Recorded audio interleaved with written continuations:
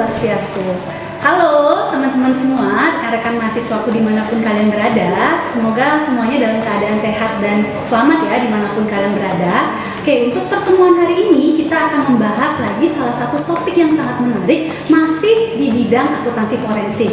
Nah, hari ini saya tidak sendiri, saya ditemani oleh salah satu narasumber yang memiliki pengalaman bekerja di akuntan publik atau jasa akuntansi, yaitu Ibu Mahayu. Halo Ibu, apa kabar? Sehat ya Bu ya? Oke Bu, hari ini kita membahas satu topik yang cukup menarik Bu, tentang berkaitan dengan fraud. Jadi kalau kita ngomongin fraud nih Bu, fraud itu kalau bahasa Indonesianya kecurangan ya Bu ya.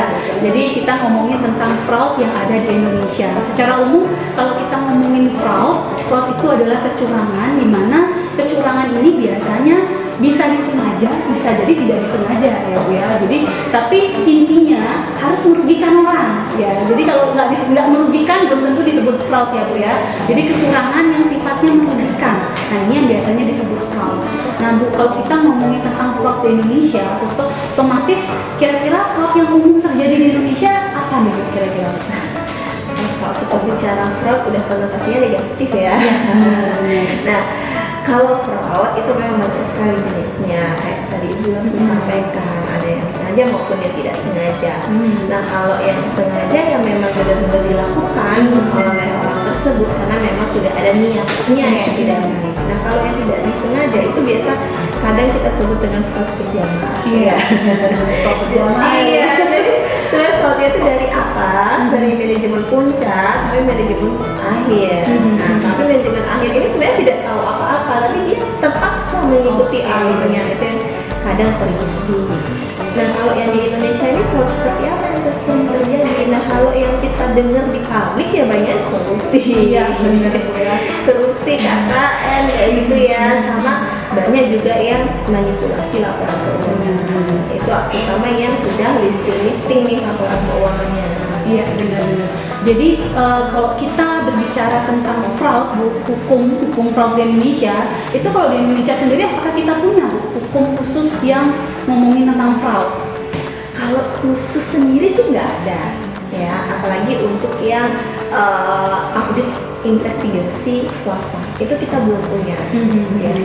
Kita masih mengambungkan 3 ilmu di sini. Ada akuntansi, ada auditing, ada hukum. Ya, kita menggabungkan ketiga aturan atau ilmu tersebut. Tapi tetap dasar kita ya tetap menggunakan aturan. Ya, oke. Sebenarnya kita masih menggunakan KUHP, kita juga pakai standar-standar akuntansi, standar-standar SOP-nya seperti apa. Itu yang masih kita gunakan untuk penggabungan di sini. Tapi kalau terkhusus misalnya kayak tentang PSAK nomor sekian tentang A gitu, itu kita belum ada pakem resminya gitu. Oke, tapi kalau mungkin teman-teman juga kalau ngomongin tentang fraud di publik itu kan banyak untuk kasus korupsi yang nantinya diadili di pengadilan, ada yang istilahnya undang-undang tipikor, tindak pidana korupsi. Nah itu bisa dipakai Bu dalam langkah hukum, dasar hukum untuk ini fraud ini? Masih bisa dipakai undang-undang tipikor itu, tapi undang-undang tipikor itu menurut saya itu hanya untuk apa sih jeratan yang diberikan kepada yang sudah ketahuan, sudah resmi lah menjadi tersangka dari fraud itu sendiri. Tapi dasar kita menentukan apa sih langkah step by step kita akhirnya tahu ini benar ada terjadi fraudnya sekian, itu yang kita menggunakan 3 ilmu, 3 dasar yang kita gabungkan menjadi satu sehingga kita dapat iya memang benar si A ini melakukan fraud, si B ini melakukan fraud dengan sekian. Nah, selanjutnya setelah mengetahui ini loh benar fraudnya sekian, baru undang-undang itu digunakan untuk mengetahui sanksi apa yang harus diberikan.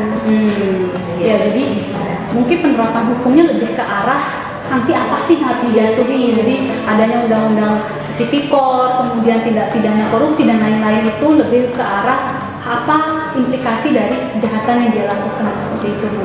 Oke, kalau kita lagi ngomongin tentang fraud, Bu, di Indonesia ini kan banyak banget ya, Bu ya, itu beberapa kasus yang cukup populer. Yang kemarin nih sempat juga heboh, salah satunya kasus Garuda, Bu, di mana Garuda sempat melakukan istilahnya penggelembungan laba, istilahnya kalau bahasa mungkin kalau teman-teman ingat di pertemuan kita sebelumnya ada yang namanya fraudulent financial, jadi penggelapan ataupun rekayasa laporan keuangan. Nah itu Ibu ngikutin nggak Ibu kasusnya itu, Bu?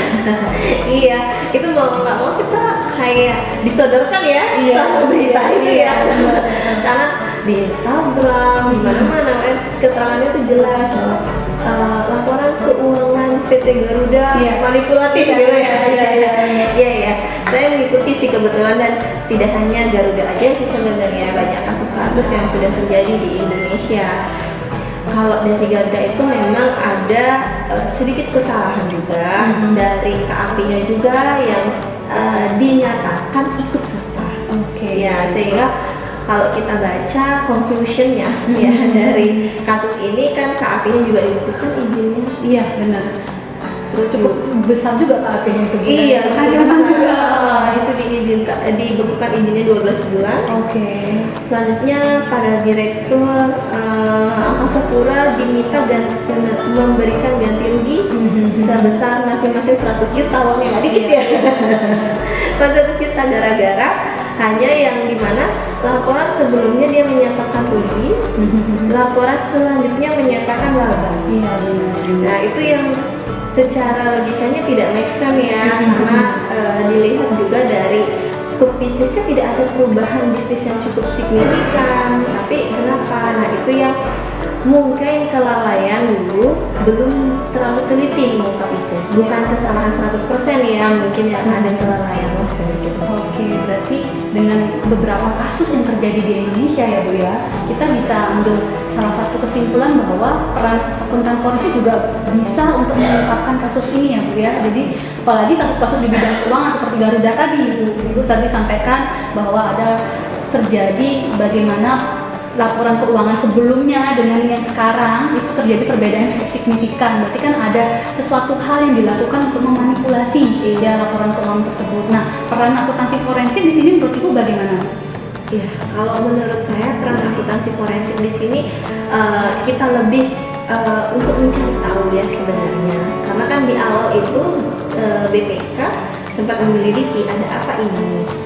Setelah itu dari akuntansi forensik lah, akuntan forensiknya yang melakukan penyelidikan, benar nggak sih terjadi fraud? Nah, di sana pengungkapannya, karena kalau dalam fraud kita tidak bisa mengetahui langsung ya, belasnya oh ada kerugian ini masih fraud ya, nggak bisa, belum tentu.